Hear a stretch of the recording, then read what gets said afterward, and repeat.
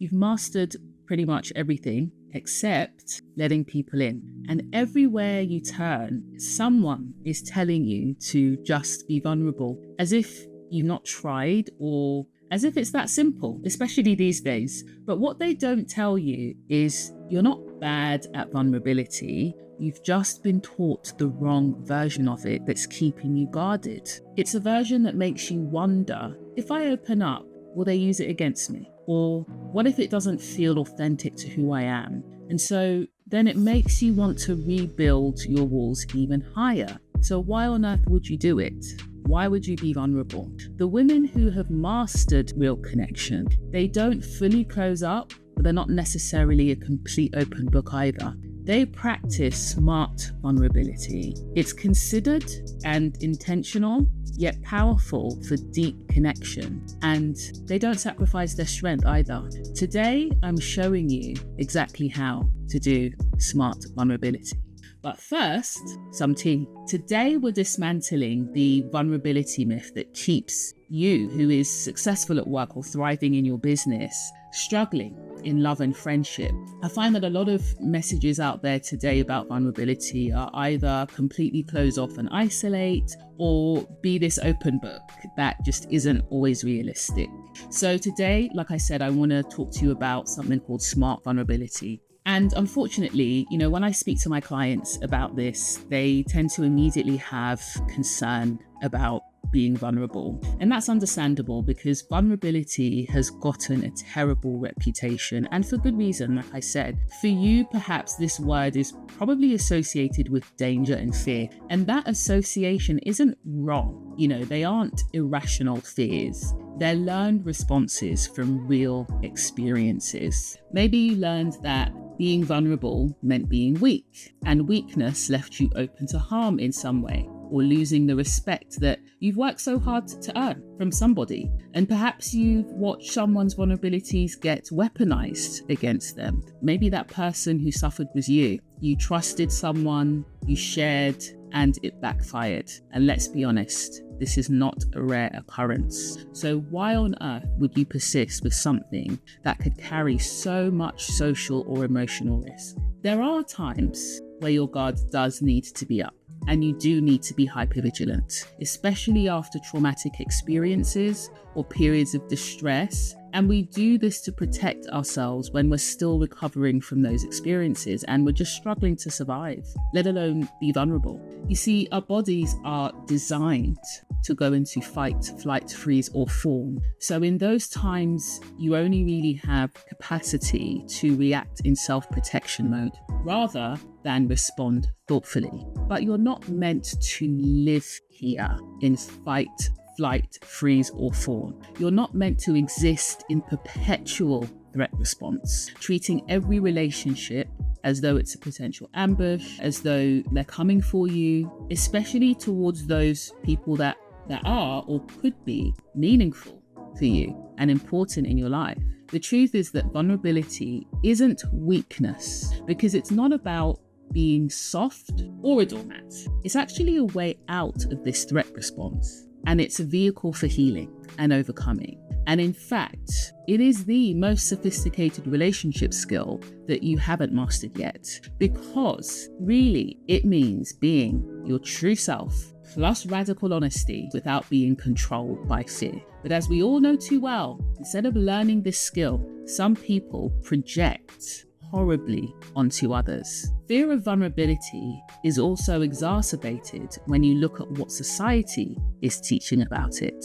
On social media, vulnerability has become either a performance for likes and validation, like sharing your trauma for strangers' applause, while the people who actually love you don't even know much about you. Or B, it's used as a tool for manipulation, including being pressured to overshare before trust is even built.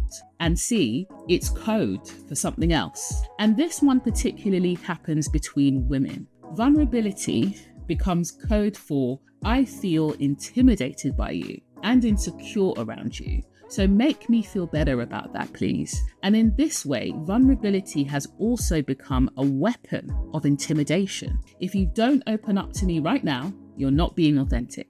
I wonder if you've noticed how some women pressure other women to be their version of vulnerable. And it's not because they care, but because your strength makes them feel uncomfortable. They demand your vulnerability before earning your trust, then label you as cold if you maintain your boundaries around that. Put a comment below if you've experienced this and know what I'm talking about.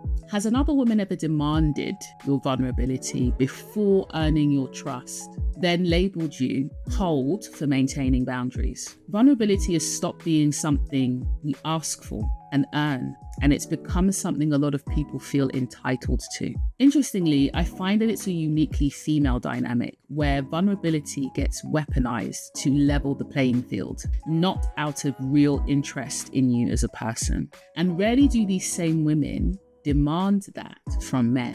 All of this, your past experiences, the social pressure, the weaponization of vulnerability, is a toxic form of vulnerability that you've been taught. And unfortunately, it creates a lot of resistance around lowering one's emotional walls and lowering one's guard.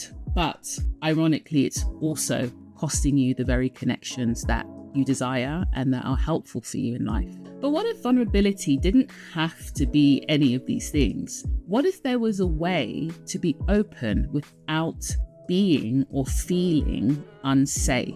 Well, this is what smart vulnerability is all about that I've come to share with you today. And there are 5 key elements to it. But before we get to that, let's just speak a bit about what is healthy vulnerability, really. I've just shared with you how it shows in a toxic form and in an unhealthy form that makes people resistant to it.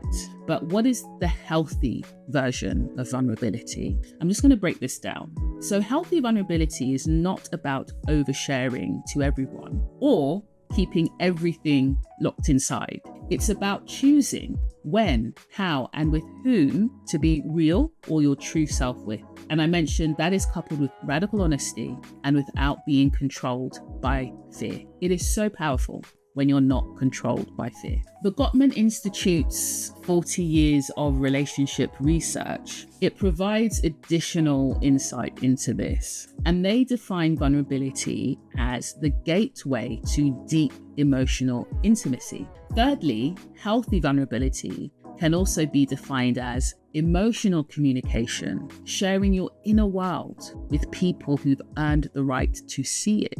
So when we start to think about these definitions, the gateway to emotional intimacy, radical honesty, not being controlled by fear, being your true self, letting people into your inner world who've earned the right to see it, you start to see the power that it can actually have in one's life to build real relationship and meaningful connection. The concept of vulnerability also emerges from decades of rigorous research. And from that research, it's emerged as a measurable strength that enhances your mental health, your leadership effectiveness, and your relationship satisfaction. It requires 3 things. The first is timing. Choosing the right moment for both of you, whoever you're sharing with or the group you're sharing with. Then context, so choosing the right setting with the right person. And then lastly, reciprocity, because vulnerability is a two-way street.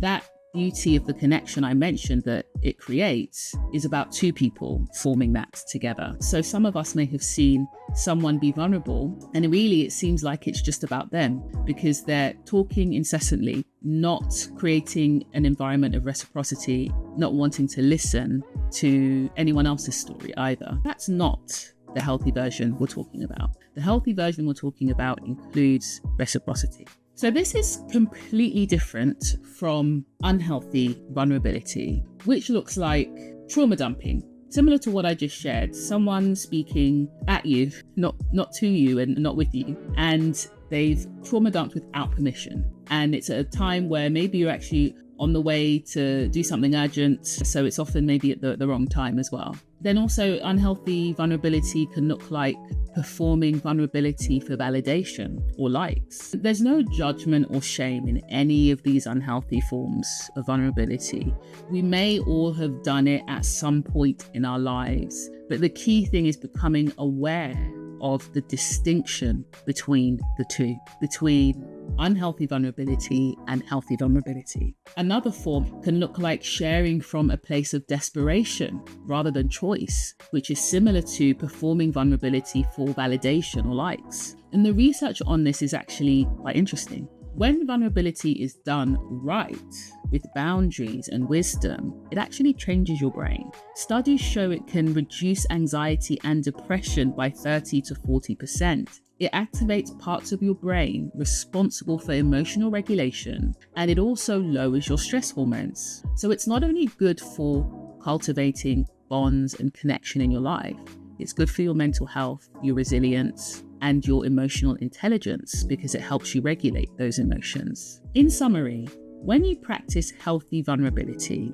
you build real trust, not the surface kind, but the deep kind of trust that says, I've got your back and I support you. You also strengthen your relationships. People feel honored when you let them see behind the curtain. You reduce the exhaustion of pretending because you can be your real self, like I said, instead of keeping up the perfect facade that drains your energy.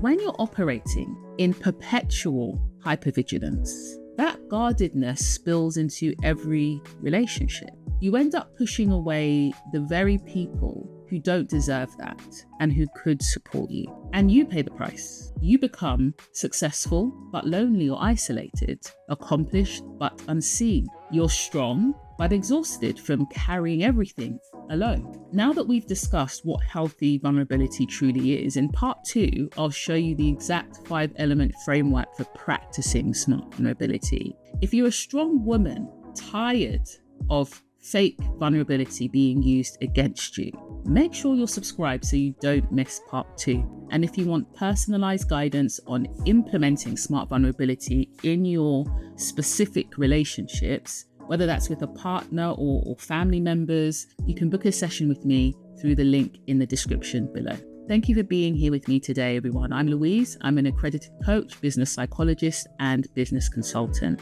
Your professional achievements are real and valuable. My mission is to help you untie your self-worth from achievements so you can build authentic connections and have a personal life that matches your professional success. If this resonated with you, drop a comment below. What's been your experience with vulnerability? Has it been weaponized against you? See you next for part 2. In the meantime, keep mastering what matters most.